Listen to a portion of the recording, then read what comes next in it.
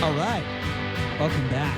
It is the Vegas Take. Sharp and Shapiro. So glad you could join us on a Monday. Chris Wynn in studio with us as well. We're all trying to figure out where we're going to be watching Monday Night Football tonight. Definitely a little more interested in the Raiders game.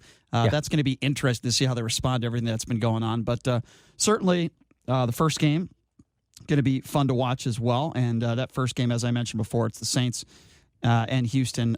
Saints are pretty heavy favorite, favored by 7, 6.5, 7.5, depending on where you go.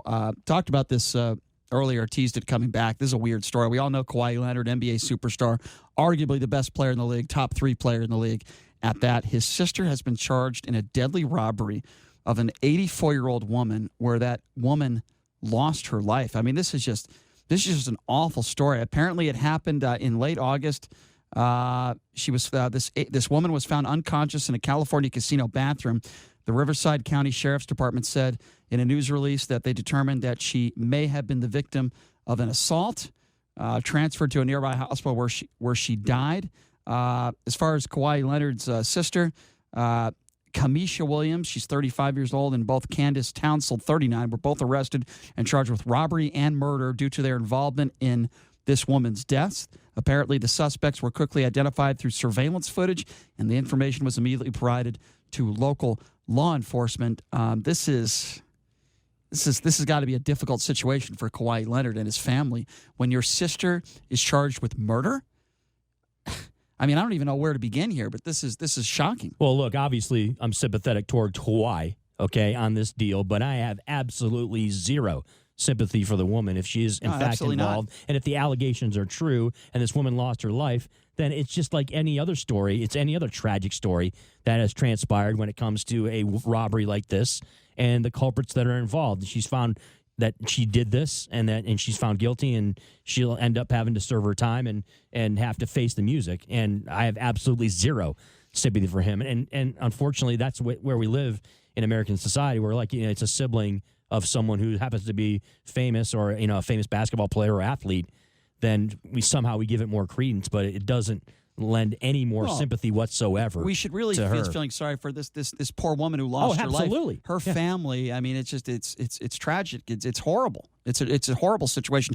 Thank God that there was surveillance video to have these 2 women arrested who were most likely involved in this robbery and murder, and I hope they'll go to jail for a very, very long time if they are found guilty, which they probably will based on the video, the surveillance video, everything that's involved here. Yeah, I do feel bad for Kawhi Leonard. So this woman, her brother's making like $40 million a year. Yeah, so that could be a recourse that the family could take, right? And that could be bad for Kawhi, given that he is a prominent individual who's worth millions of dollars. Can you do that? So it could be a financial her brother? thing. No, he's not going to. He's not going to. Sue the family. No, look, I don't know. I'm not a lawyer. I'm just saying. No, there's no. He is in no way liable. Yeah. He is in no way liable for this at all. What I'm saying is, why couldn't she just ask him for a couple $100,000?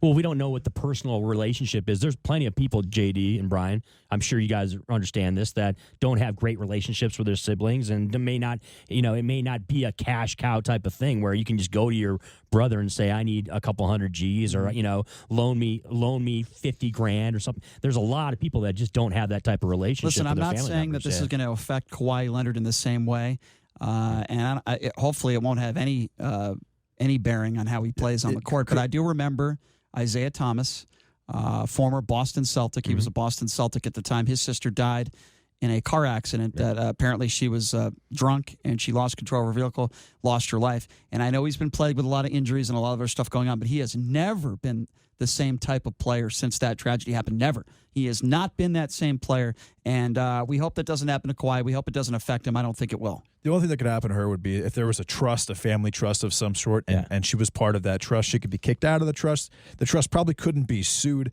in that situation, but if it was Kawhi Leonard's wife, that would be a different story. Okay. But just being a sister is that there's no way that I'm not floating it out there that was definite that he could be liable. I was using best case scenario for the family from a financial standpoint if there was some tie. While this isn't great, I mean, look at what Simone Biles, who was probably the best Olympian.